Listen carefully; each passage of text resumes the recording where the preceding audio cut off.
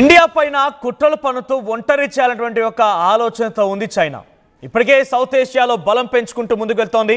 India Pakistan యుద్ధంలో కూడా పాకిస్తాన్కి మిసైల్ని పంపించి ఆర్మీ పర్సనల్స్ పంపించి భారత్ పైన యుద్ధానికి దిగింది చైనా.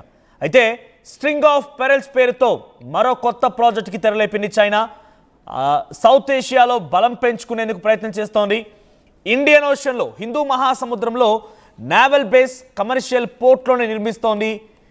చైనాకి అటు పాకిస్తాన్ కూడా పెద్ద ఎత్తున రుణపడిపోవడంతో చైనాకు పాకిస్తాన్ చాలా పెద్ద ఎత్తున మార్టిగేజ్ చేసి తమ యొక్క ఆస్తులను మొత్తాన్ని చైనా దగ్గర కూడబెట్టేసుకొని యుద్ధ సామాగ్రిని కొనుగోలు చేసింది పాకిస్తాన్.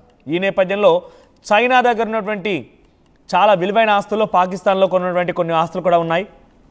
పాకిస్తాన్లో గ్వాదర్ పోర్ట్ నిర్మిస్తోంది చైనా. 99 ఏళ్ల లీజ్కి శ్రీలంకలోని హంబస్ టోటా పోర్ట్ని కూడా కైవసం చేసుకుంది. ఇక మరోవైపుగా ఇది అంతా కూడా ఇండియాకి పెద్ద సవాల్గా మారింది. ఒకవైపు చైనా పాకిస్తాన్లో అడుగు పెడుతోంది, శ్రీలంకలో అడుగు పెడుతోంది.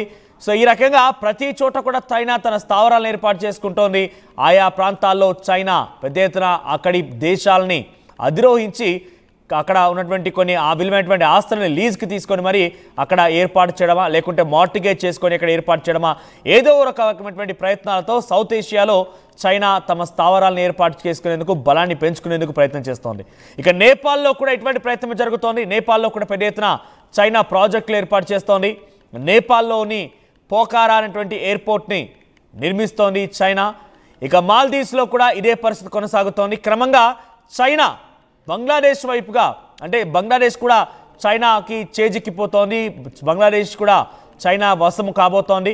బంగ్లాదేశ్లో కూడా భారీగా ప్రాజెక్టుల నిర్మాణం కోసం చైనా ప్రయత్నం చేస్తోంది. బంగ్లాదేశ్లో బెల్ట్ అండ్ రోడ్ ఇనిషియేటివ్ కింద ప్రాజెక్టులు చేస్తోంది.